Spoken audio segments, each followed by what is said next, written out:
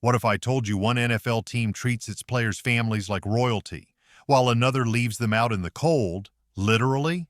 This isn't just about football anymore. This is about loyalty, dignity, and respect. And the gap between these two franchises? It's shocking. Today, I've got two big topics to talk about, and one is great news and the other, not so much. But let's start with the good one because it's something that really made me proud to be a fan of this team. I was scrolling through some NFL news, and yeah, I'll be honest, it's late June and things are kind of slow. Not many breaking headlines right now, but then I saw an ESPN article that really stood out to me. It wasn't some flashy trade or injury update, it was something deeper, something that shows how a team really takes care of the people behind the scenes. The article talked about how NFL players' families are treated by each team, and while that might not sound exciting at first, it actually tells you a lot about an organization. Because when players leave the field, their families are everything. If a team treats their loved ones with care, it shows they actually respect their players, not just use them. One name that came up was Jesse Bates. He's the perfect person to speak on this. He used to play for the Cincinnati Bengals, and now he's with the Atlanta Falcons. Two teams that handle family treatment in very different ways. Let's start with the Falcons. According to the NFLPA report cards, which rate how teams treat players in areas like facilities, training staff, and yes, family care, the Falcons were one of the best in the league. They got the second highest grade when it came to how they treat families. And honestly, it shows. After home games at Mercedes-Benz Stadium, the Falcons offer something really special, a family suite. There's food, comfortable seating, and a safe space where families can relax, reconnect, and watch their loved ones play the game they love. And that's not all. The team even organizes fun things like Halloween parties and trick-or-treat events just for the players' kids. They go all out. No cutting corners, no cheap setups, just pure class. You can tell they care. Now let's talk about the other side of the coin, the Bengals. According to that same NFLPA report card, they got an F-. That's not just bad, that's the lowest possible grade. And it's not hard to see why.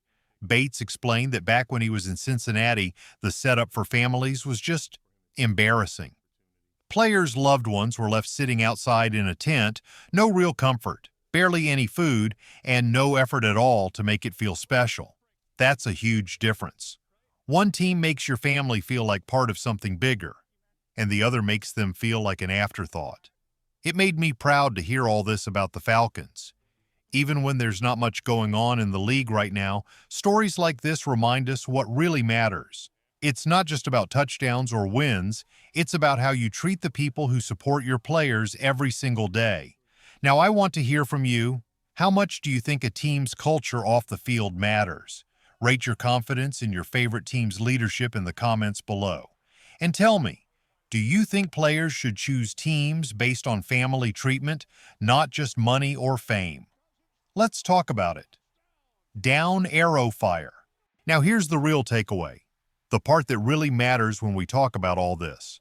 You see, when a player is young, 22, 23 years old, all they care about is getting on the field, proving themselves, and maybe cashing in on that big contract.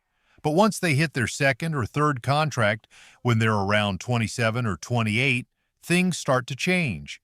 They're not just thinking about themselves anymore, they're thinking about their family, and that's where this all becomes real. If you're a star free agent looking at your next team, you're not just asking, how much money are they offering? You're asking, will my wife and kids be okay while I'm out there putting my body on the line?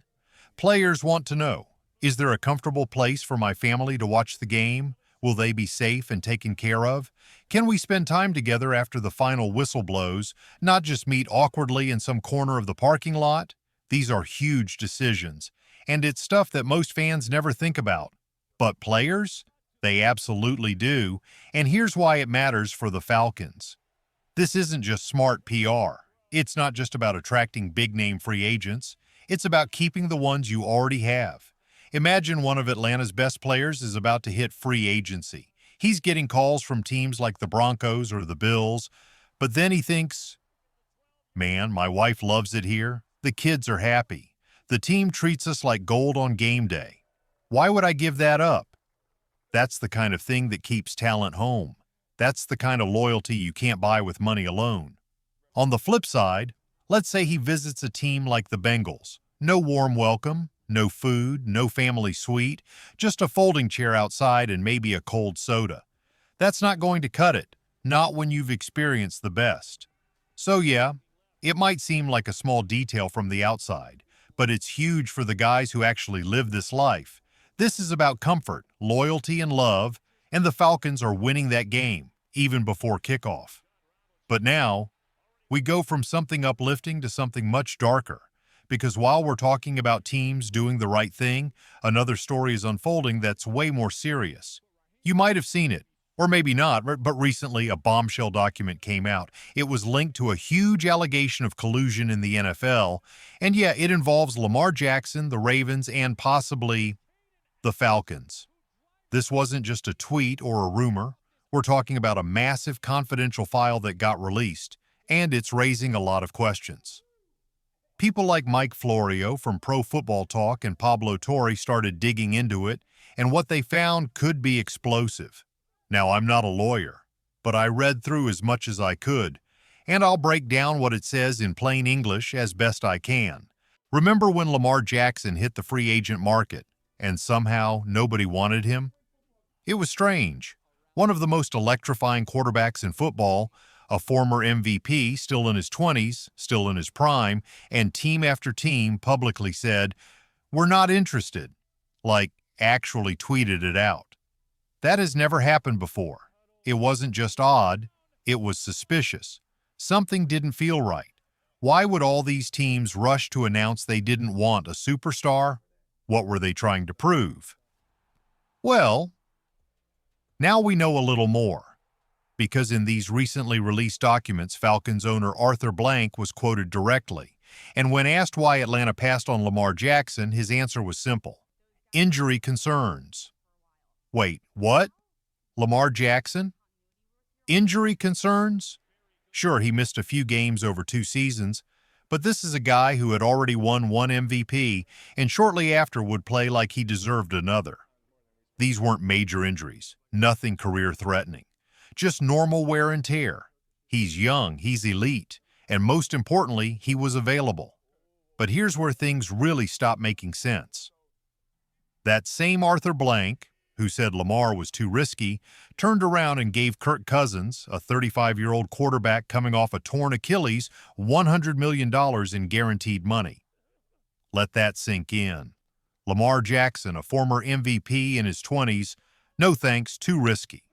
Kirk Cousins, 35, with a blown Achilles, here's $100 million. Welcome to Atlanta. That's not just confusing, and it's absurd. So what's really going on here? This is where it gets dark and a little dirty, because when you look at the big picture, it feels like this wasn't just one team making a bad call. This feels like a group decision, like the owners across the league were working together behind the scenes. Why?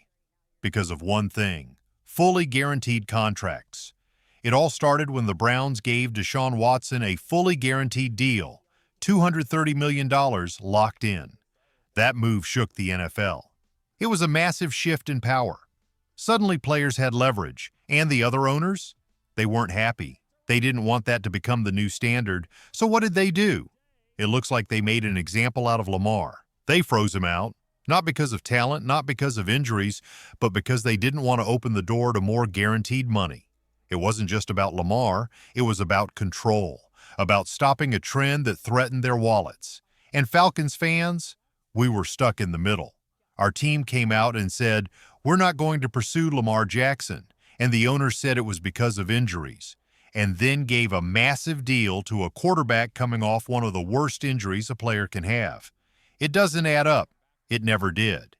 And in the end, Lamar didn't just lose out, Atlanta did too. We could have had an MVP quarterback entering his prime, but instead we got empty excuses, a lot of confusion, and a growing sense that the fans were never told the full truth. What do you think really happened here? Was it about injuries, or was it something deeper? Drop your thoughts in the comments and let's settle this. Did the Falcons make the right choice, or did they fumble a once-in-a-generation opportunity?